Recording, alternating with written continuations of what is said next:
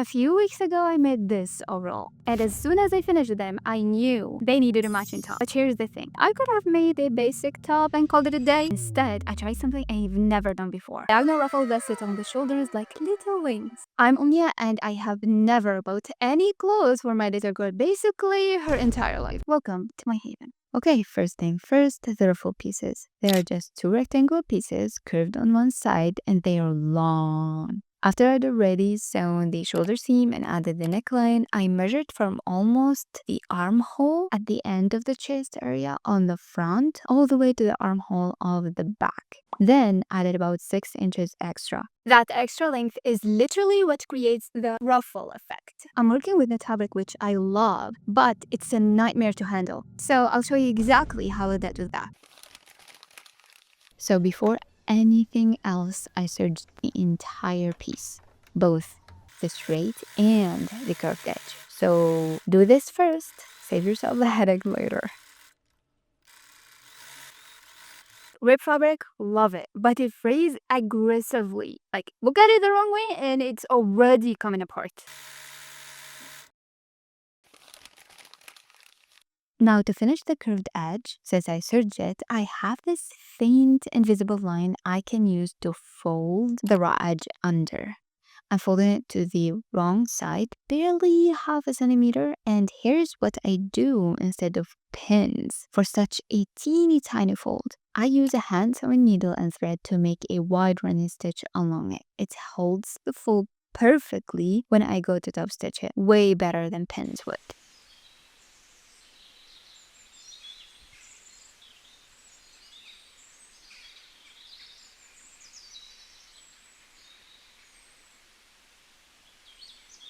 Then I top stitch it down to secure it permanently and pull out that running stitch thread after.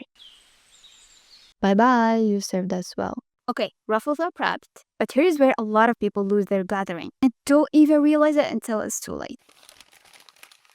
To gather the ruffles, I'm making one straight stitch line on the straight edge of each ruffle piece.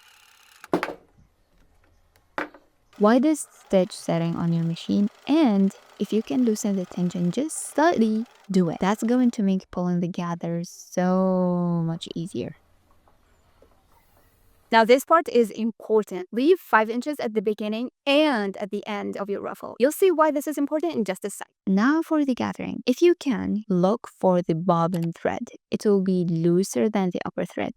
And pull it out from the fabric on one side. Then start pushing the fabric towards itself as you pull, so it forms uniform, beautiful gathers. Repeat on the other side. Pull and push until it's so beautifully ruffled. Once you reach your target length, mine was 15 inches, tie a double knot at each edge to lock those gathers in place. Both ruffles done. Now this is the part that I was most nervous about, because placing these diagonally is something I have never done before, and the placement has to be exactly right or the whole thing would fall apart. Okay, they're ready to go on the body, and here's how I figured out the placement. First, I pin at the shoulder seam 1.5 inches in from the neck. This is your starting anchor point and it keeps the ruffles centered. Then I measured 9 inches down from that mark on both the front and back, landing just below the armhole. That would normally give you a straight line, but I wanted more dimension. So here what I did. I took 2 more inches from the 9-inch mark and moved it toward the center front. That little shift is what creates the real 3D diagonal effect. And I repeated it on the back. Now I have 3 anchor points, beginning at the front, middle of the shoulder, and at the back. And the ruffle is going to travel between these 3. Now this part is critical, and I want you to slow down here. How you place the ruffles determines everything about how it lays when it's finished. The right side of the ruffle needs to face the neckline. Lay it right side down onto the neckline. So when you flip it later, it falls perfectly onto the shoulder. I pin it at the starting anchor on my front piece and work my way along all 3 points. And I use a lot of pins. Probably excessive, but I have a very good reason for that. I've done so many ruffle projects because my daughter basically lives in them. And I know exactly how awful it feels to finish sewing everything, flip it, and find ruffles sticking out sideways like you've never sewn them in. So I take my time here. Every single pit. But here where it gets technical, because the beginning and end point need special treatment, or they will fray. And this is a step I think most people skip. I'm marking a ½ inch from both the beginning and end points. Then cutting the body piece starting in those marks, right at the edge of the ruffle.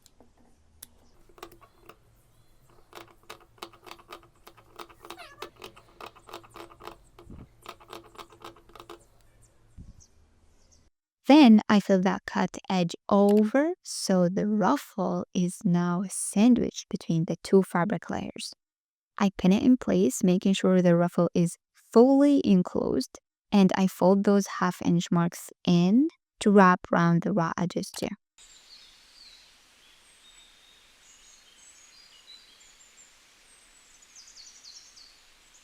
Why, you ask? Because these 2 points will take the most stress whenever this piece is going to be worn or washed. Having the fabric folded over instead of raw edges at these points is just extra protection. And it actually makes some of them even easier too.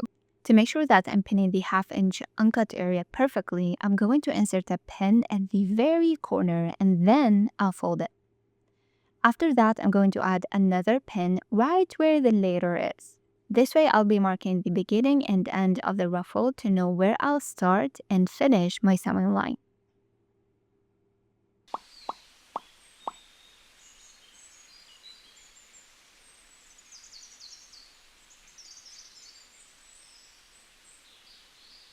If you're sitting watching this and find it helpful, or honestly just watching to know if I'll succeed or fail, hit the like button and subscribe if you want to see what I want to try next. Over to the sewing machine. My usual combo: fake overlock stitch first, then a straight stitch about 1 centimeter from the edge. I don't have a serger, so if you watched any of my videos, you already know this is my go-to.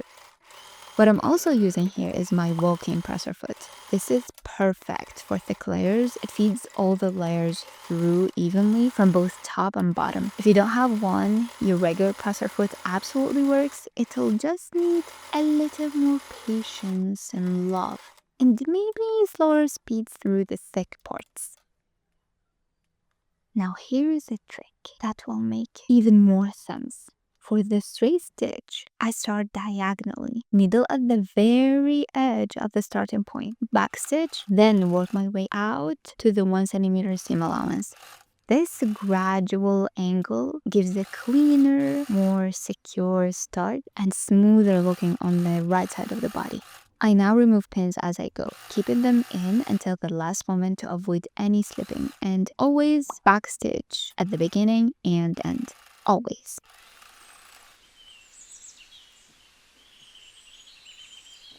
I really love adding ruffles, puff sleeves, fluffy cuffs to little girls' outfits. They just feel so special. Tell me in the comments, are you team ruffles or do you think they are too extra? And that's it. The diagonal ruffles sit exactly how I imagined, and honestly a little better. The bows I added as a small extra detail were a chef's kiss moment. If you'd like to see a tutorial of the bows, drop a comment and I'll make it happen. And I'll see you in the next one. Love you, bye!